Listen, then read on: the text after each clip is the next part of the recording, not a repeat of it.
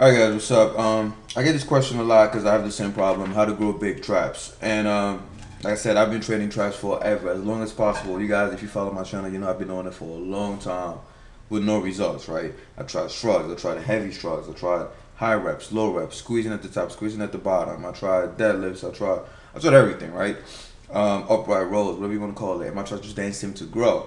Um, so I got fed up and I started doing a lot of research on it. You guys saw my other videos. I did a lot of research on traps, and I'm still doing research on it because it's my obsession, right? It's just the muscle that I want the most out of everything, you know. And the more research I do, the more I stumble upon things, and I make videos on them, right? And I keep researching more and more and more. And this thing that I came up with recently just blew my mind because I was talking to my uncle one day, and we were talking about the trapezius. And I told him, well, maybe this is different. Maybe because the best way to grow a muscle is to to train it in its do what it was meant to do, right? Your bicep brings this part of your arm forward, so obviously you want to do curls. Your triceps extends your forearm and shit, so obviously you want to do extensions. So that's easy, but the traps is a little different, you know. It raises your scapula, depresses your scapula, retracts your scapula, and all of these movements don't give me the traps that I want, right? And when I look at the people that have big traps, a lot of them don't even do those movements. A lot of guys with big traps don't even shrug, to be honest. Or even if they do shrug, they'll do it after shoulders, kind of like a finishing exercise. It's not really their priority. You know, nobody goes to the gym to train traps, really, if you think about it. Very few people do that because they're athletes. But most people have Monday, chest day, Wednesday, whatever, arm day. Nobody has like Thursday, trap day, you know? But yet those guys have humongous traps. So what I did was I wrote down, once again, I took a piece of paper when I was at work. And I wrote down all the guys, all the athletes that have big traps in their profession. And I also wrote all the people in general, people that I know, people on YouTube, bodybuilders that have huge traps.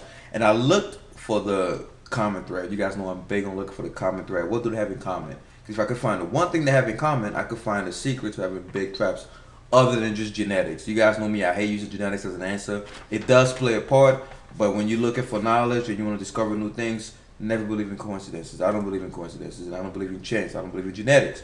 As far as people that have huge body parts, like I said, genetics play somewhat of a role. But when a lot of people in the same category have a huge muscles, it's because of something they're doing. 9 out of 10. So I wrote down on my scrap paper, right? Football players, the list of people that have huge traps. Football players, rugby players, wrestlers, MMA fighters. Some of them do. Some boxers have big traps. Power lifters, Olympic lifters have the biggest traps. Bodybuilders and strongman competitors. Then also wrote down people in general, right? People that we know, people that I know. I put down like The Rock has huge traps. Marco, Big Marco, Matt, the Lazy Lion has big traps. My uncle has decent sized traps. This dude at the gym that I saw with these huge calves had ridiculous calves. I mean traps. And the twins have good traps, you know. Half twins. Matt Oakes has good traps. When he was bulking, guys, you should have saw his traps. They were fucking huge. Chris Jones has huge traps. Elliot Hulse has big traps. Who else did I write? You know, I can't read this. Bodybuilders, Ronnie Coleman, Johnny Jackson. So I wrote down all these guys on a piece of paper, and I looked for the common thread. What do they have in common? Obviously, they lift weights. But one thing that I noticed that they had in common was they didn't really train traps directly. They didn't really go to the gym just to do traps. You know, some of them would do, like football players would train it, and wrestlers just to, like, kind of be able to take collisions and stuff like that. But it wasn't a priority for them. They worked on other things. But the one thing that I found out that they have in common was big ass legs. If you notice the people that I just listed, all those athletes and those people, everyone that has 99.9% of people with big, huge traps have great, strong legs, right? And it's one thing I never thought about it before. Pause for a second. Think of the last person you saw with huge traps, and tell me if his legs were fucking skinny. If he had chicken legs, you know, they all have huge traps. I mean, huge legs. Even if it's not big relative to their body, it's pretty big, bigger than the average person. So I thought, man, like that's the lane. Me and my uncle were discussing this. And I told him, well, what if the traps play a different function other than just raise and lower your scapula, right? Maybe that's the reason why shrugs and whatever else don't work for me. Maybe they do something else. And he told me this, which sparked a crazy train of thought. He said, the muscles are not just here to move, to do movements. They're also there for protection. Muscles are there to protect your bone and your organs. So I thought, well, let's see. Let's assume that that the trapezius was a protector muscle, right? Now I'm looking at it's a different idea, different philosophy. I'm looking at muscles as protectors instead of just movers. What bone will the trapezius protect? So I looked at the human anatomy and I looked at what was the bone, the most important bone that was the closest to the trapezius, and obviously it's the fucking the spine. The trapezius is close to your spine. The tetra's up here, and your spine was all the way down. So I thought, well, okay, that's one thing that the trapezius might protect in theory. Educated guess, hypothesis, and then everything began to make sense. Like the light bulb went on.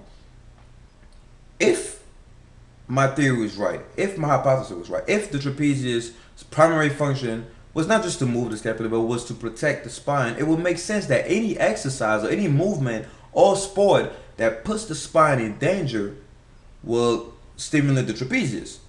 And I went back to the list of athletes I just named. Think about it, guys. All these sports put the spine in danger, and all these athletes who play those sports have big traps. It kind of goes into line with that little bro science theory that I have. Like football players, collisions, put the spine in danger. And I wrote down all the exercises that put the spine in danger. I'm gonna get to that later. Look at that. Football players, wrestlers, the spine is in danger. MMA fighters, boxers, power lifters. Obviously, the spine is in danger. I'm looking at the movements that do. Olympic lifters, strongman, bodybuilders. And then I wrote down all the exercises that those athletes do. And guess what I came up with? I wrote down all the exercises that put the spine in danger. The 10 most dangerous exercises for the spine that put the spine under a lot of stress. And I came out with squats, overhead press, clean, snatch, the Olympic movements, collisions, football, hint, hint, formal walks, because you got to stabilize your torso and shit, wrestler bridge, stone loading, and deadlifts. And by coincidence, hint, hint, don't believe in coincidences, all these athletes do these exercises. Well, some of them do these exercises. So I thought, wow, man, it's a big coincidence that football players and wrestlers and all these guys do at least some of these exercises that put the spine in danger, and they all have big traps. But here's where it gets interesting. Some people don't do some of these exercises out of the athletes on my list. So I hope my camera's still playing. Yeah, it's still playing. So what is the key exercise? What is the secret? And if you notice, these guys don't really struggle a lot, right? So I thought, well, what is the exercise? Because most bodybuilders don't do cleans and snatches and jerks. Most boxers don't do deadlifts. Most I don't know, powerlifters don't do stone loading. So I was like, what is the exercise they all have in common? And this is what I realized. I looked over at the list of the people that I know that have big traps and that also have big legs, and squats was the one thing that all these guys have in common. All these guys. Football players have to squat. Rugby players have to squat. Wrestlers, have to squat to be powerful. Boxers, they have to have strong legs. Boxers, look at Mike Tyson's legs. They have to have strong legs for boxing. That's where most of your power comes from. Power lifters have to squat. It's one of the mandatory exercises. Olympic lifters have to front squat. Bodybuilders have to squat. Strongmen have to squat. Then I looked at the people, like Matt, whatever, the twins. All these people have great legs, and the squats is one of the best exercises that gives you great legs. Now, obviously, there's some exceptions. Like I know the twins don't squat and things like that, but they train their legs. So the conclusion of this, I came to the conclusion that most people that have big traps didn't set out to get big traps. They're mostly trained for bigger legs. They need legs for their profession or for whatever, for aesthetic reasons. And in the process of trying to get big legs, they grew bigger traps. And I realized that, well, squats is the one exercise that all these guys have in common. So you want to get big traps. Now, this is just in theory. I believe that you must squat. Because if all these guys that have huge traps have squats in common, it's an exercise that you should be doing anyway. So maybe heavy squats is required to grow traps. And I said my bro science theory is maybe it's because it releases a lot of testosterone. Well, that's not bro science, but maybe it's because squats put a lot of pressure on your spine, and your trapezius somehow has to keep your posture straight. So it has to get bigger and stronger in order for you to keep your upper back, squeezed, tucked in and shit like that. So it's not really, like I said, it's not science. It's just something that I was fucking around in school with, and I came up with that conclusion. But guys, try it out. If you want to grow your traps desperately, like me, try starting heavy squats, right? Because obviously you gotta put the bar on your traps. That's one. It's an immense weight on your traps. That's one. And two, your spine is in danger, so your traps has to be strong in order for you to keep your torso straight. So, and guys, it's amazing. Look how all these guys have big legs. The Rock has huge legs. Marco has fucking huge legs. Matt, the Elite Lion, has big legs for his size. My uncle has huge legs. The dude at the gym I told you about with the big trucks had these huge legs. He does a lot of squats also. The twins have huge legs. I'm guessing that they don't squat, but they probably do like leg presses and shit, which still kind of push your spine in danger, I guess. Matt August has huge legs for his size. Chris Jones has big ass legs. Elliot House, I'm pretty sure, I haven't seen his legs, but I'm pretty sure he has big legs. Ronnie Coleman, Johnny Jackson, I'm not going to mention these guys. They have huge legs, you know, they're bodybuilders. Strong men have huge legs, bodybuilders, all these guys out on this. They all have fucking huge legs. So obviously, you know, it's a conclusion that you can draw. I'm not saying it's the only way to get big traps, but it plays a part. If you can find somebody that has huge, overly developed traps and chicken legs, send me a message. Maybe I might have to look back at my little theory here and look for like a loophole. But so far, squats is the exercise that they all have in common. Squats is the exercise that puts the most stress on your spine, and squats is the exercise that people that have puny traps do less. I'm not gonna lie, I don't squat a lot. I just recently started squatting a lot because my lower back is feeling better now. But all the guys I know that struggle with traps have puny legs, right? Or they're just starting to grow their legs. So not only is the exercise that all the big trap motherfuckers have in common, it is also the exercise that all the no trap having motherfuckers barely do. So it's too many things hinting towards the squat or any exercise that puts the spine in danger. So I hope this video helps, guys. Try it out. If you need your traps to grow, try heavy ass squats, and or try any of these movements that I wrote down here that put the spine in danger. Squats, overhead presses, cleans, snatches, collisions, formal walks, wrestler bridge, stone loading, deadlifts. And like I said, all these 10 exercises, the people that do them the most often have humongous traps. So hope this video helps, man. I'm going somewhere with this. I'm not done. As you can tell, this is just scrap. I was just fucking around at work, and I feel like I found a lead that I can follow. But so far, my theory is the trapezius main function is not just to move the scapula, it's to keep it isometrically, you know, it's to keep it flexed and tight to protect your spine during those movements. So the best way to get your traps to grow will be to do exercises that make that movement harder.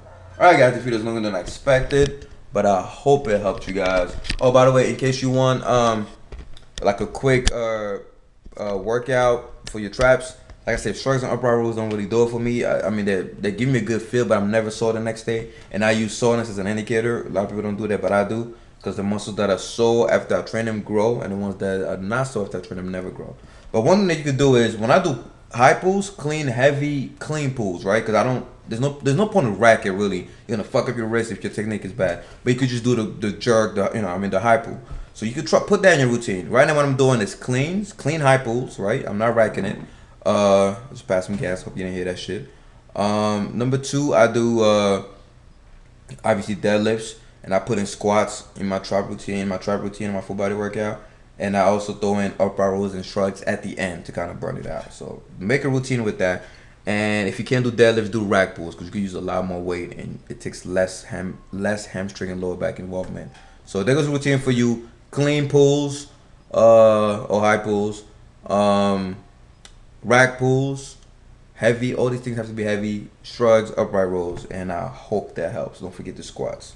Like this video, because it's a lot of fucking information I just put out there for y'all. Stay tuned for the next videos.